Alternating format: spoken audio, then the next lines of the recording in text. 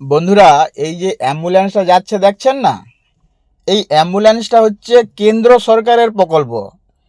NHM, national health mission, সেই প্রকল্প থেকে এই অ্যাম্বুলেন্সটা দিয়েছে। তো দেখুন, এখানে মমতা ব্যানার্জির ছবি, মানে আমাদের মুখ্যমন্ত্রীর ছবি। তাহলে এবার আপনারাই বিচার করুন, যেটা হচ্ছে কেন্দ্র সরকারের প্রকল্প, সেইখানে শুধুমাত্র আমাদের মুখ্যমন্ত্রীর ছবি থাকবে কেন?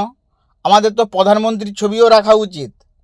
শুধু দেখুন, একটা লোগো দিয়ে ছেড়ে দিচ্ছে। এইবার হচ্ছে পশ্চিমবঙ্গের জনসাধারণ কি বুঝবে যে এটা মুখ্যমন্ত্রী আমাদের মমতা ব্যানার্জি দিয়েছে, কিন্তু কেন্দ্র সরকার যখন প্রকল্প করে সমস্ত দেশবাসীর জন্য, সমস্ত রাজ্যের জন্য প্রকল্পটা হয়।